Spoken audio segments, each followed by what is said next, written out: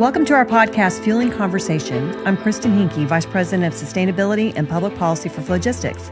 Today, I'm joined by Angie Burckhalter, Senior Vice President of Regulatory and Environmental Affairs for the Petroleum Alliance of Oklahoma. Welcome, Angie.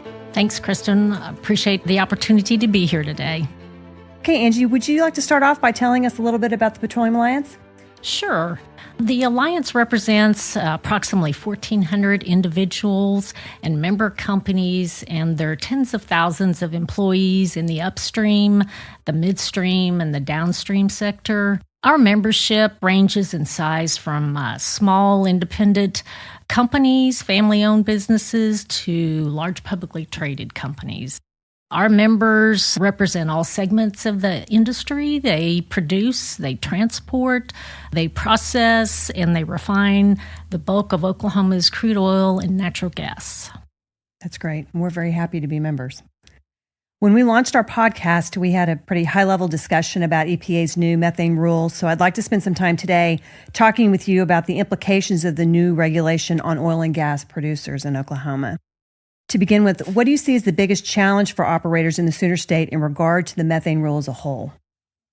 Well, two of the biggest concerns I think our members have is the super emitter program, as well as the Quad OC rules, which apply to existing wells. Okay, well, let's start off with your first concern with the super emitter program. Can you explain what EPA means by super emitter event and what the super emitter program entails?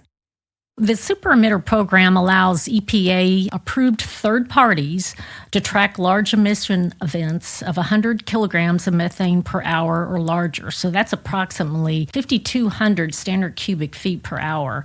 And then those entities report those events to EPA.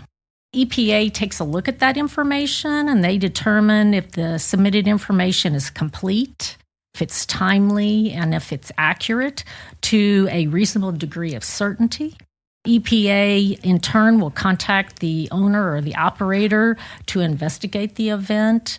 Operators are required to investigate those notices within 5 calendar days of receiving the notice, and then they have to respond to EPA and submit a report within 15 days. If the event is verified by the operator, or if the operator does not respond and EPA reasonably believes the event is accurate, EPA will post the information on its super emitter program portal and make it available to the public.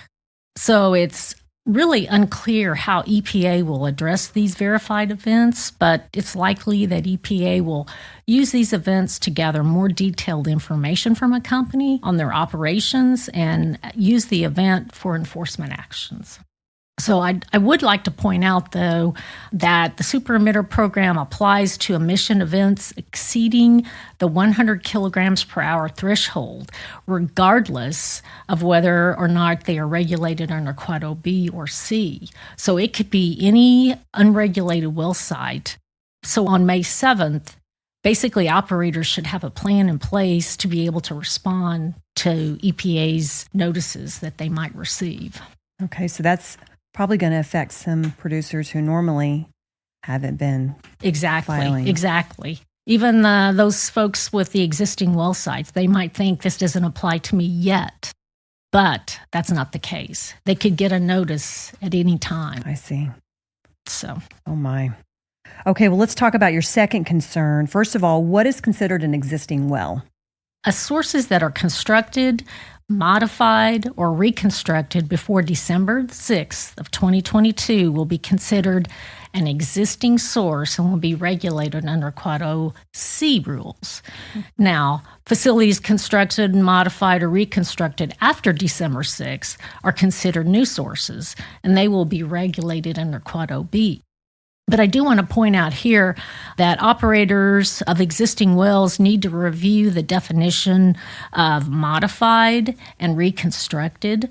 An operator of an existing well site may conduct some kind of activity that could trigger them to be in automatically Quad OB requirements.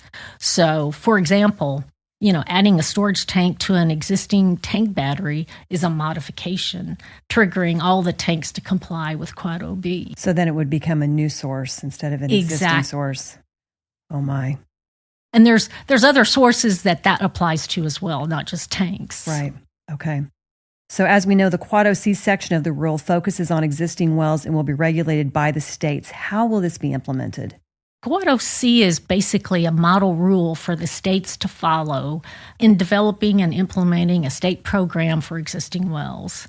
So states have the option to adopt EPA's model rule, or they can develop their own program, but it has to be equal to or more stringent than EPA's Quad OC standards.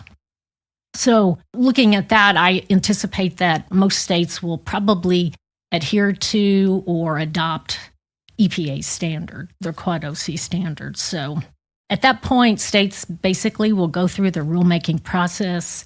They'll propose the rule, they'll conduct public outreach, they'll take comments, and then they'll finalize the rule.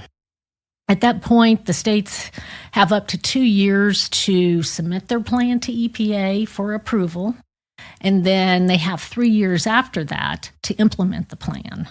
EPA can approve or deny the plan, and if they deny it, then EPA can promulgate a rule for the state, and it will most likely look like Quad OC. Okay.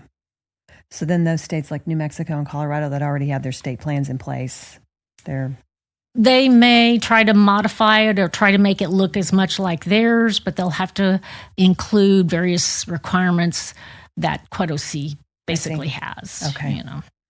Okay. So what are the key differences and obligations for new and existing sources? So both Quad OB and Quad OC include requirements to address methane emissions from new and existing oil and gas operations. And really the requirements are very similar for both Quad OB and C sites. But there are a couple of differences, and that has to do with the time frame for compliance as well as the flaring requirements. Okay, well, let's dig in a little bit more to that. What are the key elements of the new flaring requirements?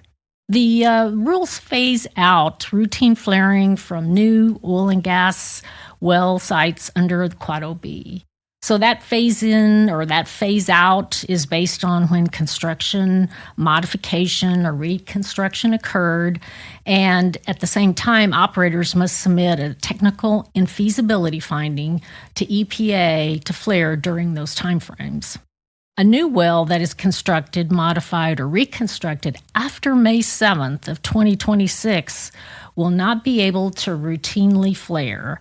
So they will have to route their gas to either a sales line used on site as a fuel source or re-injected into the well upon startup. EPA does allow some situations like emergency flaring, and they outline some various circumstances when that would occur. I see. Now, under Quad OC, existing wells that have methane emissions of 40 tons per year or less, they allow flaring as long as the gas is routed to a flare or a control device that achieves 95% reduction in methane.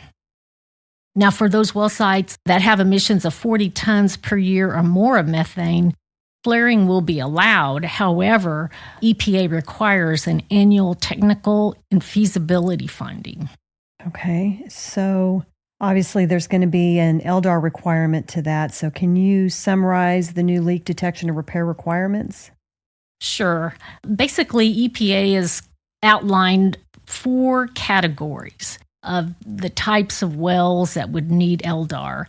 So, for example, the first category is a single wellhead only well site, and that includes small well sites. The second category is a multi-wellhead only well site.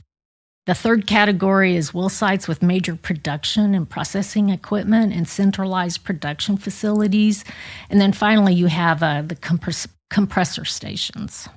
And these LDAR requirements for each category vary, ranging from AVOs to OGI inspections, and the time frame ranges from monthly to quarterly to annual surveys.